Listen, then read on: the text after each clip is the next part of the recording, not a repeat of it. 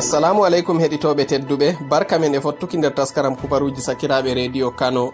Hande alarba 15 lewru ɗiɗaɓru hitande 2022 foti e 15 lewru rajibi hitande 1443.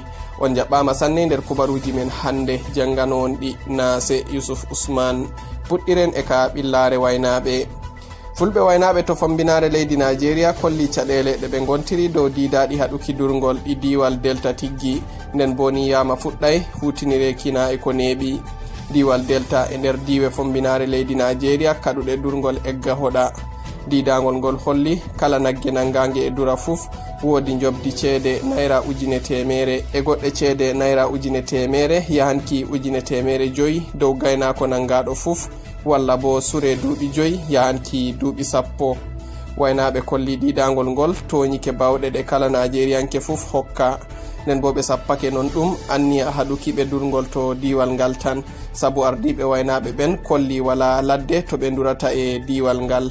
Bo kadi ɓe laɓɓini no na'i maɓɓe ɓuri sembe sureki nokkure woore, nde laati joni eɓe narridi e remoɓe to ɓe dokkata ɓe babe duruki ema jonde.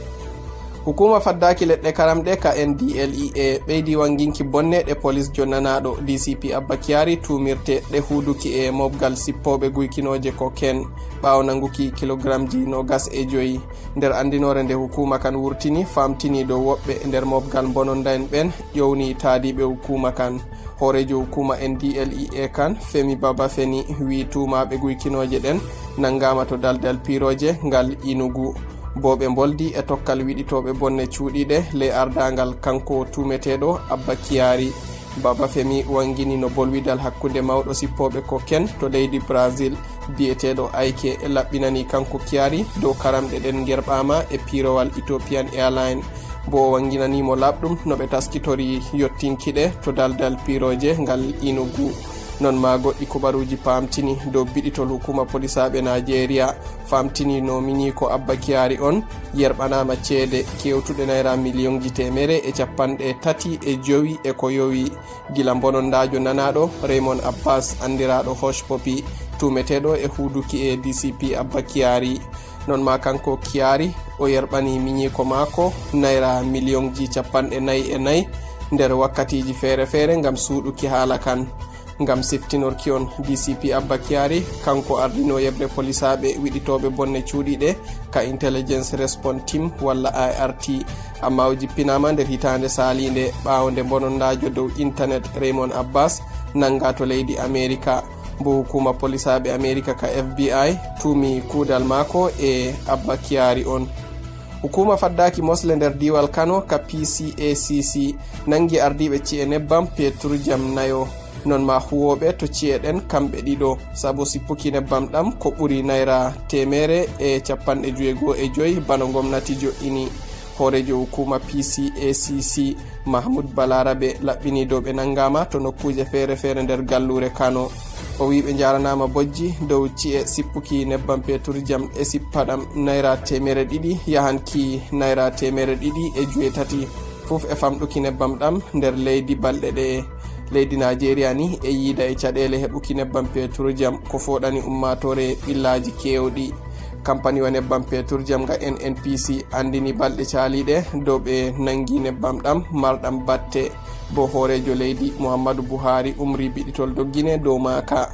Kadi e famɗuki nebbam ɗam fuf mawɗo yebre senduki petrojam to kampani wa NNPC ngan Mr Adetunji Adeyemi andini dow leydi Nigeria e mari petrojam kewtuɗam litaji billion e ko yowi, bo o hokki umrore to ci'e nebbam mawɗe wiyete depo fuɗɗa senduki ɗam nder leydi Nigeria fuf.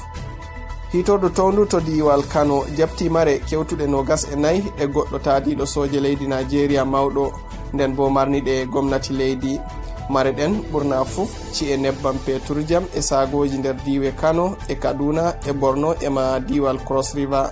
Kiita kan ka Justice N.E. Maha ɗowi hitama ɓawo nde hukuma faddaki mosli ka EFCC nastini ngullamaje nder lewru Ɗiɗaɓru hitande 2020 dow e ɓe tuma jawmije e mosle, sabu non nduduganoɓe ɓe jabtaɗe ɓe kokkita gomnati mobgal leydi. Ɓe tumi jawmije on hutiniri ceede gomnati ngam marukiɗe. gila ɓe kokka bawɗe jabtuki ɗe warki sarde nde kiita kan doggina wala peluɗo ka kanjum fooɗi hitordu ndun hokkitiɗe gomnati mobgal leydi. hukuma EFCC tabbitini ka nyalde altine 14 lewru ndu bo nder mareɗen ha e sagoji filu hendu gas to diwal Kano dow lawol Zaria ema goɗɗe babe nder diwe luttuɗe ɗen. joni bo timminiren kubaruji meɗen e kubaruji leydi yasi. puɗɗiren e leydi Burkina Faso. konankejo soje jabtuɗo laamu to leydi Burkina Faso colonel Paul Henry Sandoago Damiba huninama ardungal leydi ndin hidde kojo nder kawral gaɗangal to lamorde leydi ndin Wagadugu. Paul Henry Damiba alkini hutinirki dosɗe leydi nder ardungal maako non ma ɓeyduki tiiɗal nder haɓuduki e balmanko'en. Damiba kanko ardi konankoɓe soji en leydi Burkina Faso sarde nde ɓe jabti laamu leydi ndin gila rokka bore nder lewru salindu to ɓe tuumi gomnati maako e soyde tiiɗal nder habre e jihadinkoɓe. o andini ka naftoraki dosɗe leydi amma ka so'uki laamu démocraɗiya andaka tayre hirnange Afrika e yiida e liɓal laamu nder leyɗe ɗuɗɗe nder duuɓi ga en jiɗi. leydi Ethiopie dental julɓe tayre Tigre to leydi Ethiopie andini gurtake gila dental fiji juldamku leydi ndin to ardiɓe laɓɓini dow ɓe koosi jaɓruɗe ɗen sabu dental juldamku ngal falaki e ko ɓe gaɗante nder leydi ndin. kangal ma dental masinko'en Tigre andini wurtaki gila dental masinko'en Ethiopie gila balɗe caaliɗe to ɓe sappi dow dental ngal meeɗa e woɗɗito dow kaɓe gaɗeteɗe e nokku maɓɓe. madalisaru julɓe Tigre kollino nokkuje diina bonnirte ba julirde Al-Najashi laatinde e nder ɓurduɗe darjiɗineki to leydi ndin wonna amma wala ko dental ngal wi'i dow maka. julɓe nuɗɗini dow sahabo en nulaɗo Muhammadu mo jam e kisdam tabbitani ñiɓi julirde nden sarde ɓe eggina gila Makka. hurtaki dente ɗen ni bano maskiɓe fiji joɗodal kolli warda e fiji ɗuɗɗi nde laati nokkure nden e jogui nokkuje marɗe saman to diina islama ema ka masiha to leydi ndin ema to leyɗe julɓe eɗe masinko en. kerol kubaruji men ɗi hande alarba nyalde jumɓare to Allah jaɓi min co'oyto e goɗɗi. on gettama sanne e heɗitaki. on mbawa tokkon jajayɗe amin ɗe Facebook e Telegram e Twitter ema Instagram @sakiraɓe media. non ma on mbawa e bindanon min dow email sakiraɓemedia@gmail.com.